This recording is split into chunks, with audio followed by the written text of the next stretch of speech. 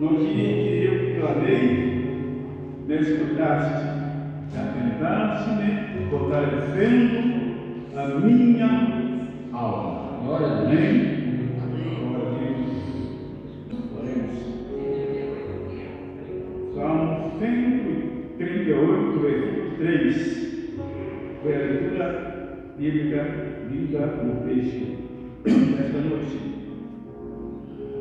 Oremos para que Deus seja também nós atendendo o nosso clamor e nossa diretriz, tirando todo o embaraço, tirando tudo a que vem para a nossa comunhão, para que o filho seja uma bênção na nossa vida. Oremos. Obrigado, Deus. Obrigado. Obrigado porque não cansamos de agradecer o tão grande amor no nosso coração. Um amor tão grande que enviou o Filho amado Jesus para morrer na cruz por nós, meu Pai, para que nós tenhamos vida e vida em abundância. Oh, glória a Deus, porque sem tua presença, sem tua intervenção, que se fez de nós, meu Deus, que se inibe o teu povo, o teu amor tão grande. Obrigado, Pai Santo, mais uma vez. Toma a tua igreja na tua mão. Toma as igrejas que estamos te adorando nesta noite nas tuas mãos, meu Deus. Toma as vidas que estão clamando nas tuas mãos. Toma os que viver nas tuas mãos, meu Deus. Toma os bens, meu Pai. Aqueles, meu Deus, com dificuldades. Aqueles, meu Deus, que precisam de emprego, meu Pai. Aqueles, meu Pai, que estão passando por muitas coisas que não podem estar conseguindo, meu Pai, através de ti, com certeza eles conseguirão. Obrigado, Deus. Nós estamos na tua mão, nós agradecemos. pela vida de cada um aqui, em nome de Jesus. Amém e amém. 112.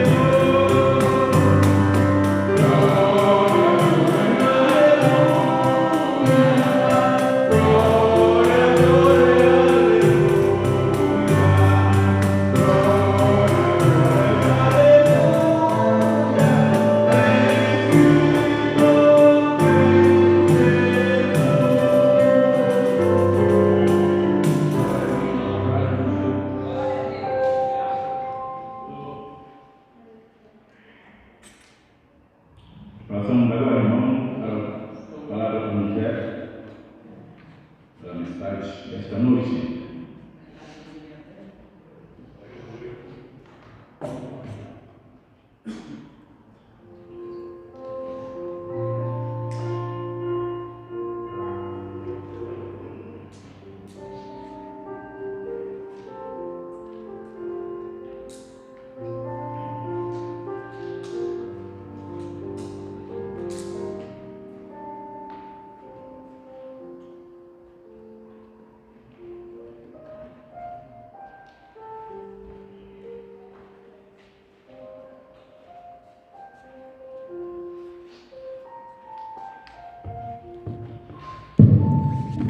Graças a Deus, irmãos, amém?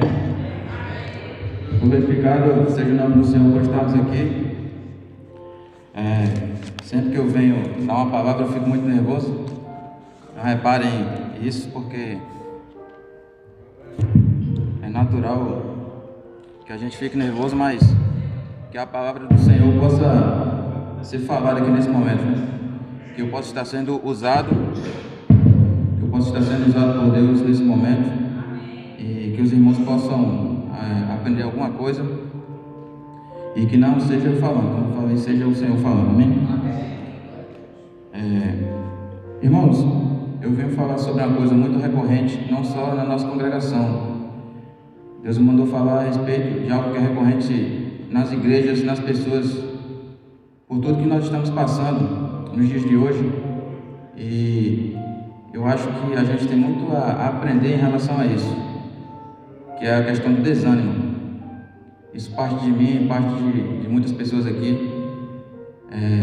A gente tende muitas vezes a pensar se aquilo que a gente está fazendo vale a pena, se aquela pessoa que a gente está ajudando vale a pena ajudar. Mas o Senhor tem muito a nos mostrar a respeito disso, né? Eu gostaria que os irmãos abrissem Salmos no 40 e o versículo, nós vamos ver do 1 ao 3.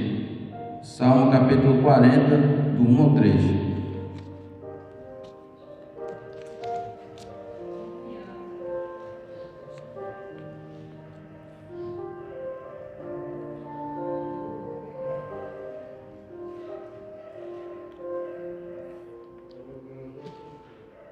Todos encontraram? Amém? Então eu vou ler aqui, os irmãos acompanham. Então. Depositei toda a minha esperança no Senhor. Ele se inclinou para mim e ouviu o meu grito de socorro. Ele me tirou de um poço de destruição e de um atoleiro de lama. Pôs os meus pés sobre uma rocha e firmou-me no local seguro. Pôs um novo cântico na minha boca e firmou-me no local seguro. Um hino, pôs-me um cântico na minha boca, um hino de louvor ao nosso Deus. Muitos verão isso e temerão e confiarão no Senhor. Amém? Oremos. Senhor Jesus eterno Pai, glorificado seja o Teu nome, Deus, por estarmos aqui essa noite. Que a gente possa ouvir a Tua palavra, Senhor Deus, que a gente possa guardar no coração e, sobretudo, praticar, Senhor Deus, aquilo que ouvimos aqui. A começar em mim e que o Teu nome cresça e meu diminua, e que o Senhor possa, Senhor Deus, entendermos, Senhor Deus, que somente Tu é a única esperança. Que a gente possa sempre, Senhor Deus, se lembrar do Teu sacrifício na cruz por nós. Eu Te agradeço por tudo aquilo que Tu tem feito na minha vida, meu Pai. Amém. Meus irmãos, eu vou contar aqui uma pequena história, tá? A respeito do que nós vamos falar aqui. Conta-se uma certa vez que o diabo fez uma exposição de suas armas usadas na batalha contra os crentes. Em todas as armas havia o preço correspondente, o que chamou a atenção de um visitante da exposição. Ele encontrou uma arma de menor tamanho e verificou que a mesma era mais cara. Então perguntou ao diabo o porquê do preço.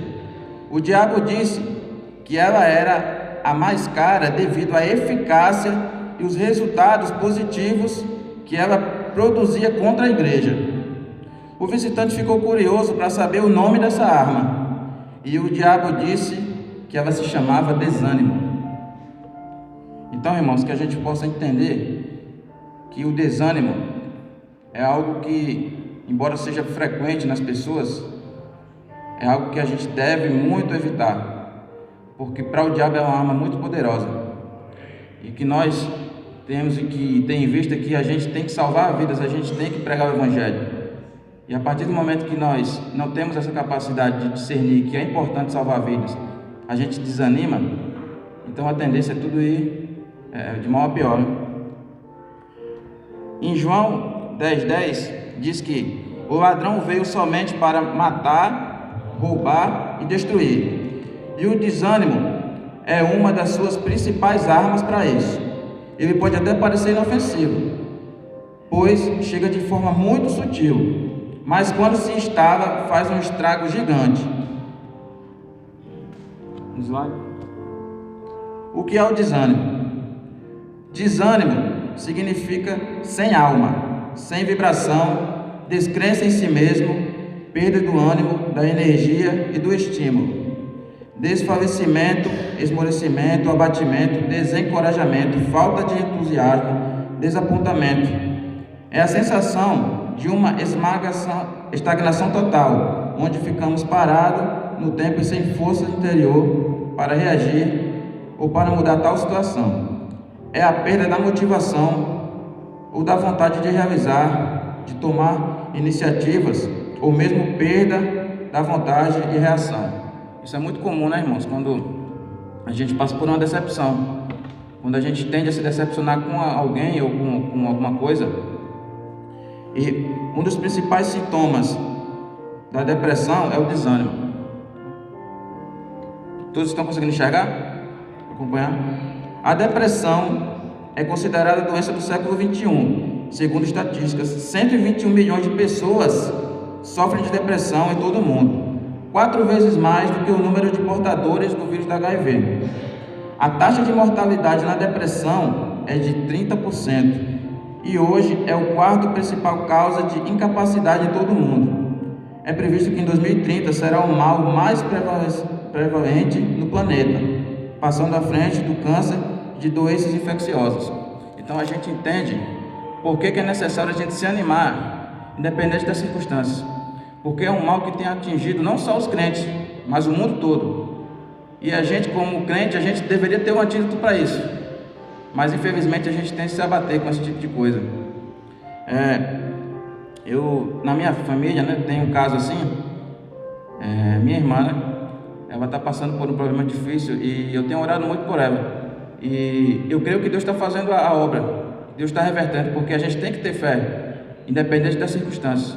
E não importa o tempo, a gente tem que ser persistente e não desanimar. Mas não estou falando de um desânimo passageiro, devido a uma noite ruim, a uma notícia ruim, mas um desânimo como estilo de vida. O desânimo tira você a capacidade de tomar decisões e é a maior causa de perdas pessoais. Talvez você esteja desanimado com sua vida, com seu trabalho, com seus estudos, com seu casamento, talvez esteja desanimado com a sua família e até com sua igreja. Não importa o desânimo, mas em nome do Senhor Jesus, essa noite, nós vamos aprender a reverter essa situação, pela glória do Senhor, amém, irmãos? Sofrendo e enfrentando o desânimo. Na Bíblia, nós vamos encontrar inúmeros personagens que passaram por desânimo, mas enfrentaram o desânimo pela glória do Senhor, pela força de Deus. E nós vamos observar alguns desses personagens que venceram o desânimo quando foram acometidos disso. O primeiro deles é Davi. A causa do desânimo de Davi: perda, trauma. A cidade de Ziclag havia sido atacada e incendiada. Aos amalequitas levaram como prisioneiro as mulheres, as crianças e os idosos. Agora você vê que situação Davi passou, né? Ele liderando aquela situação, e você chegar num determinado estágio que parece que tudo está perdido. Seus filhos, sua esposa, tudo que você tem foi tomado de uma hora para outra. E isso deveria ter deixado Davi derrotado, né? Mas não foi o que aconteceu. Quando Davi e seus soldados chegaram e viram que as esposas e os filhos haviam sido levados, eles choraram em alta voz até não terem mais forças. Está lá em Samuel, 1 Samuel 30 e versículo 4. E como é que Davi enfrentou esse desânimo? Se fortaleceu na presença de Deus. E lá em Samuel 30, versículo 6 fala: Davi, porém, fortaleceu-se no Senhor, o seu Deus. Então, a gente tem que se fortalecer em Deus, buscar Ele, buscar o seu reino. Então, assim, a gente às vezes fica pensando mil e uma coisas, né? Às vezes a gente se coloca naquela situação: o que é que eu devo fazer? O que é que e agora que opção eu tenho? E muitas vezes a gente negligencia isso. Ao invés de consultar o Senhor, a gente fica tentando tomar decisões por nós mesmos. Mas nós, como filhos de Deus, nós temos um Pai que tudo pode, né? Elias. A causa do desânimo de Elias: medo e achar que estava sozinho. Elias havia acabado de derrotar os profetas de Baal, mas ele se abalou com a ameaça de Jezabel. Deixou o medo tomar conta dele e fugiu para se esconder. Ele ficou com medo, ele deixou o medo se transformar em pânico, na verdade. E como é que ele enfrentou o desânimo? Nós vamos ver lá em 1 Reis 19:15. Os irmãos podem acompanhar aqui no slide. O Senhor lhe disse: volte pelo caminho por onde veio e vá para o deserto de Damasco. O Senhor orientando ele aí. Então, a gente observa que Deus, ele orientou Elias. Foi Deus que determinou qual o caminho que Elias deveria seguir. Vamos ver agora sobre Jeremias. A causa do desânimo de Jeremias era oposição. Jeremias era perseguido por falar o que Deus queria que falasse. Ele se queixou pela oposição que enfrentava, pois a sua mensagem era rejeitada pelo povo.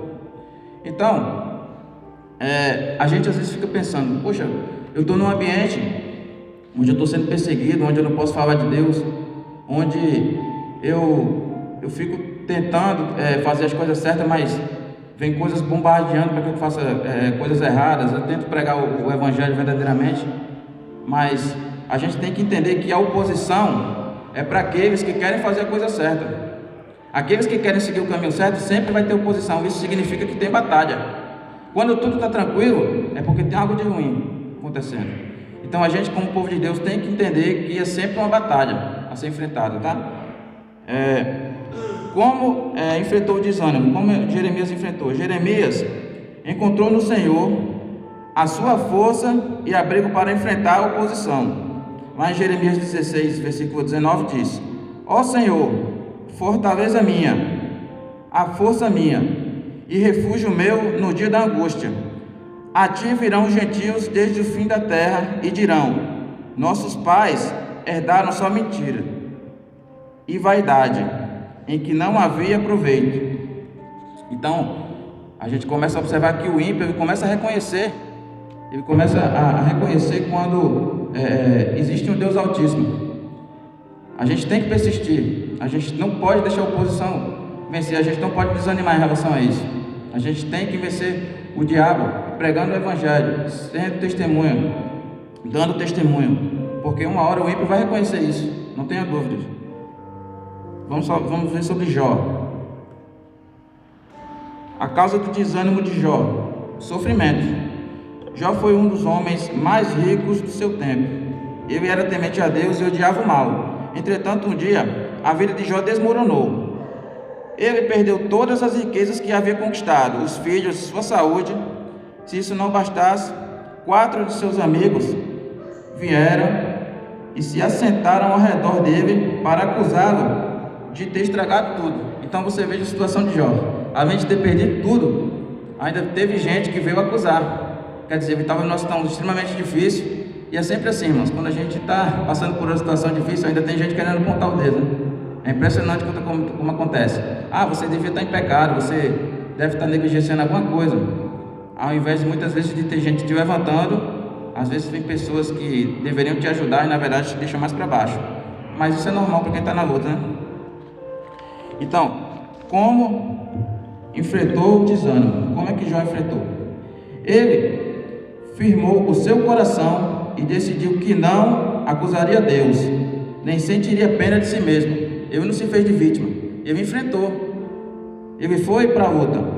Ele simplesmente declarou em alta voz: saí nu do ventre da minha mãe e nu partirei. O Senhor deu, o Senhor levou, louvado seja o nome do Senhor. Ele reconheceu Deus Altíssimo e não se fez de vítima. Ele sabia que ele poderia contar com Deus, mesmo ele passando por tudo isso, mesmo a mente dele sendo bombardeada de coisas que pudessem se transformar em oposição. Mas lá no fundo ele confiava no Senhor. Nós vamos agora ver sobre Josué. A causa do desânimo de Josué foi o pecado. Josué e o povo haviam acabado de vencer Jericó, mas o Senhor deu uma ordem a Acã, não respeitou essa ordem. O Senhor deu uma ordem e Acã desrespeitou a ordem do Senhor. Por causa do pecado de o povo, por causa do pecado de irmãos, todo o povo foi derrotado naquela batalha. O pecado trouxe a derrota, e a derrota trouxe o quê? O desânimo. Então, irmãos, o pecado ele faz um estrago tremendo. Quando a gente acha que está tudo certo, como eu falei, quando a gente acha que está tudo encaminhando para a vitória, se de repente surge o pecado ali naquele momento, alguma coisa vai dar errado. Então a gente tem que estar sempre vigiando, vigilante todo momento, porque às vezes a gente, vamos vencer, mas quando tem um pecado ali no meio, coberto, a gente acaba vendo que o diabo é uma brecha que ele precisa para poder fazer um estrago. Como Josué enfrentou o desânimo? Josué buscou ao Senhor para que ele revelasse a causa do problema. Sabendo a causa, Josué foi e trouxe tudo à luz. E o que foi que Josué fez? Ele consultou o Senhor. Ele pediu: Senhor, me mostra onde é que está esse pecado. E é o que muitas vezes a gente não faz. A gente tem que pedir ao Senhor: Senhor, o que é que está acontecendo de errado? Me mostra. Porque o Senhor, Ele tem muito a nos falar. E às vezes a gente não quer nem ouvir. A verdade é essa. O que é que está acontecendo de errado? Às vezes, rapaz, acho que não é isso não. Vamos deixar para lá. Deixa quieto. Mas não é bem assim. A gente tem que pedir para o Senhor revelar o que está errado, para a gente poder se consertar. E a gente não tem que ter medo. A gente, para poder prosseguir, a gente tem que ver onde é que está o erro, para poder vencer a batalha e para não desanimar. Vamos falar agora sobre os discípulos no caminho de Emaús. Qual foi a causa do desânimo? A desilusão. Os discípulos estavam desiludidos por causa da morte de Cristo, e isso cegou os olhos deles para enxergarem que Jesus estava o tempo todo ao seu lado, ao lado deles. E como foi que ele enfrentou o desânimo? Eles enfrentaram, na verdade, intimidade com Cristo. E aconteceu que, estando com eles à mesa, tomando o pão, o abençoou e partiu e lhe deu. Abriram-lhes então os olhos e o conheceram, e ele desapareceu. Então a gente tem que ter sempre intimidade com Cristo. O que seria essa intimidade? É a gente buscar a Ele a todos os momentos, a gente buscar verdadeiramente. Então a gente começa a pensar: eu vou para a igreja hoje é o meu momento com Cristo. Não, hoje eu vou orar 10 minutinhos. Isso se torna litúrgico, isso se torna uma coisa forçada muitas vezes. Não, hoje é 5 minutos orando, e 6 minutos já deu, tá bom. Então a gente tem que entender que verdadeiramente a gente tratar Cristo como um amigo, como alguém confidente. A gente às vezes está passando por uma situação e a gente quer desabafar. Às vezes a gente não tem coragem para desabafar com alguém, mas ali naquele momento de oração é o momento que você tem para desabafar com o Senhor, e Ele atende. Eu acho que, como eu sempre falo na reunião de oração, a gente sempre tem um testemunho para dar a respeito disso. A gente tem sempre uma vitória, uma causa cansada, que a gente diz: olha, lá atrás eu orei ao Senhor e Ele me atendeu. Há anos atrás, quando eu era adolescente, o Senhor me atendeu naquela oração. Então a gente tem que sempre ter... Obrigado. A gente tem que sempre ter em mente isso, que é necessário ter intimidade com o Senhor, intimidade com Cristo. O desânimo na sua vida. Talvez a causa do desânimo seja por uma doença, a morte de um ente querido, dificuldades em cumprimento de uma tarefa, demora na resposta de oração ou realização de um plano, dívidas financeiras, consciência de culpa, prosperidade dos ímpios, Às vezes a gente pensa: poxa, os ímpios meus vizinhos não estão nem aí para Deus, e eles estão prosperando e eu estou passando necessidade. E às vezes causa desânimo, sim. Expectativa irreal. Tudo isso causa desânimo. O diabo usa o desânimo para destruir sua família, seu casamento e principalmente seu relacionamento com Deus e ministério. Uma pessoa desanima, vai para o culto sem expectativa nenhuma, mal abre a boca para louvar, não aguenta nem ficar em pé no louvor. Você junta os seus cacos para ir ao culto e faz tudo sem qualquer alegria. Então, assim, passa a ser algo litúrgico. Hoje eu vou, hoje também se eu não for. A gente tem que ter intimidade, como aconteceu com os discípulos de Emaús, porque o desânimo, irmãos, é algo catastrófico na vida de um crente. O que a Bíblia diz ao desanimado? A Bíblia fala em vários versículos o seguinte: não seja covarde. Lá em 2 Timóteo, no capítulo 1, o versículo 7. Nós podemos todas as coisas, está escrito lá em Filipenses, capítulo 4, versículo 13. Seja animado diante da tribulação. Lá em 1 Tessalonicenses, capítulo 3, o versículo 7 a 8. Seja alegre. Provérbios 17, versículo 22. Esforça-te e tenha bom ânimo. Lá em Josué 1, versículo 6 ao 7. E Jesus venceu. João 16, 33. A graça do Senhor nos basta. Lá em 2 Coríntios 12, versículo 9. Não busque ânimo em pessoas ou coisas. Não busque ânimo em pessoas ou coisas. Nós sempre queremos que as pessoas nos animem, mas haverá momentos que o próprio Deus não permitirá que ninguém nos ajude e anime para nos ensinar a depender somente de Deus e não dos homens. Amém, irmãos? Então a gente fica pensando, fulano de tal tá lá, entendeu? Eu faço de tudo para agradar ele, mas não é, né, nas pessoas que a gente tem que buscar ânimo, mas no Senhor. É oração, é jejum. A gente tem que buscar ânimo, não em coisas. Eu tenho que comprar um carro novo, eu tenho que fazer tudo para comprar aquele carro, eu preciso trabalhar muito. Não é bem assim. A gente tem que buscar ânimo no Senhor, porque essas coisas são consequências, irmãos. Essas bênçãos, elas vêm consequentemente, acreditem.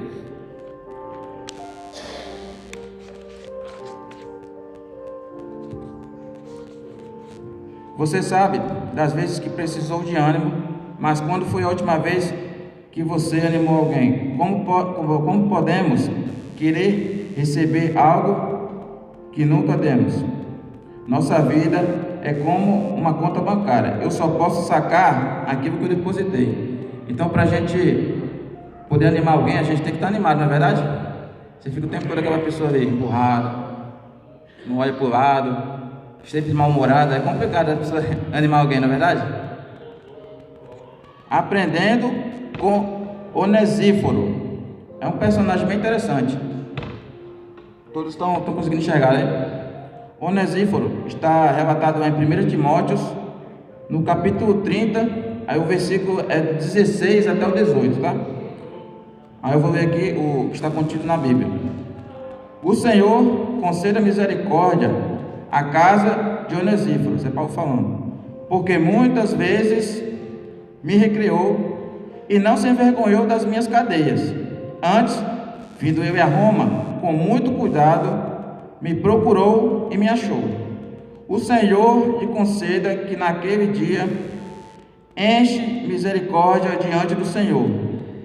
E quanto me ajudou em Éfeso, melhor sabes tu. Então, assim, Deus está vendo quando a gente ajuda alguém, quando a gente está solícito, embora a gente não receba de volta, mas Deus está enxergando tudo aquilo ali. Existem personagens bíblicos que passaram totalmente desapercebidos, mas que foram fundamentais na história da igreja.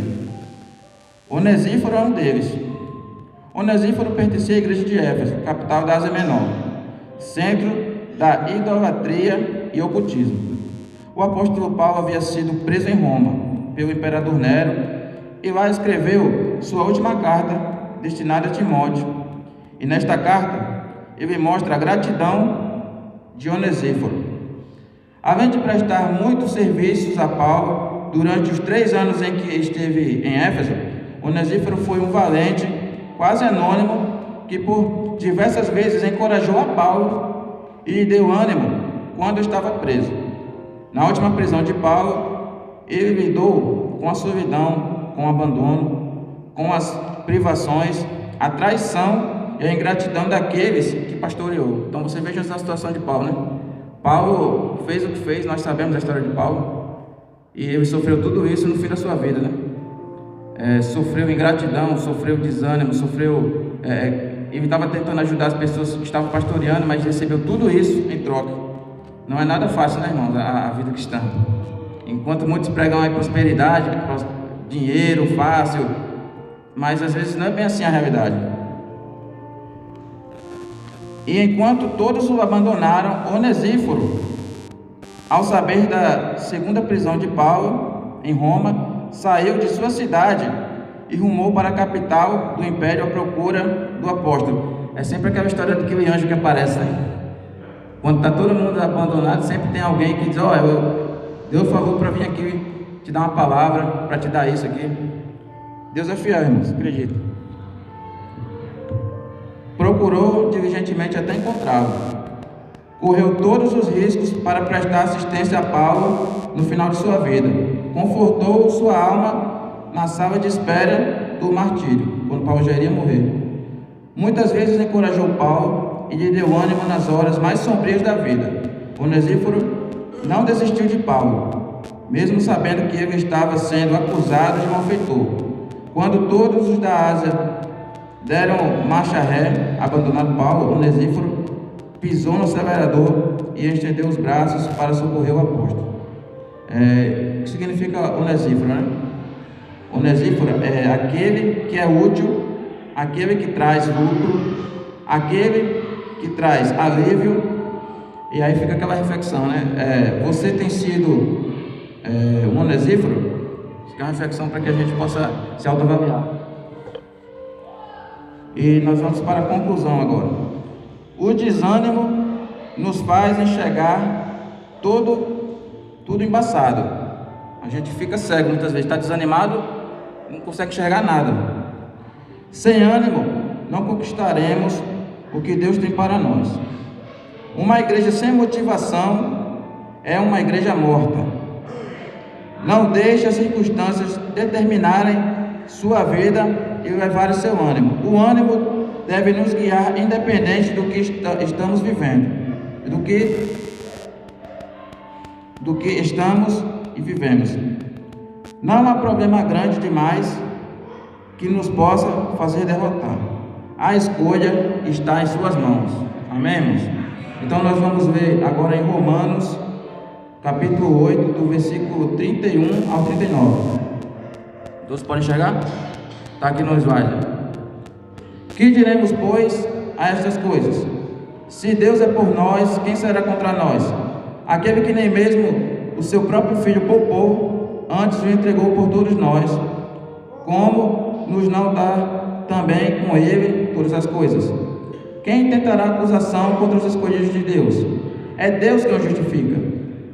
Quem é que condena? Pois é Cristo quem morreu, ou antes quem ressuscitou dentre os mortos, o qual está à direita de Deus e também intercede por nós. Quem nos separará do amor de Cristo?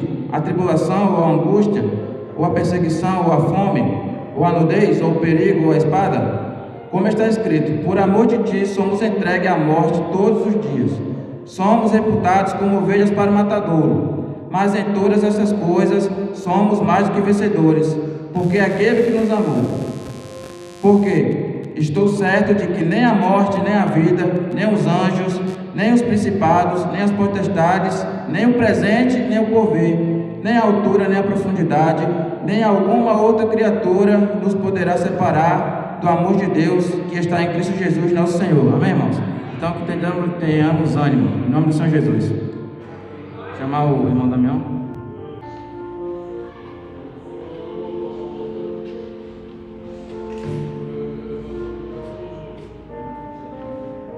E continuemos lendo o 171. 171.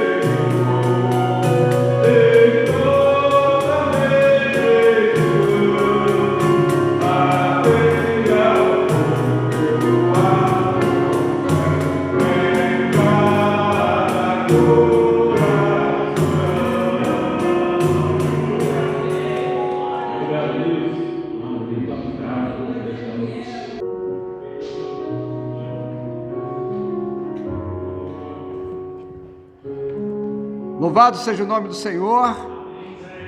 Que palavra tocou o nosso coração nesta noite.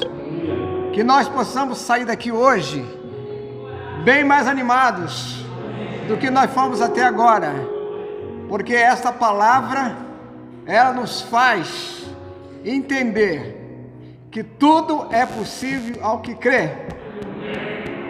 Pai querido, leva-nos em paz, guardado e protegido pelo sangue do Cordeiro.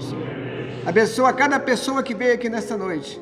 Mas agora clamamos também por aqueles que não puderam vir, que ouvirão esta palavra gravada, Senhor.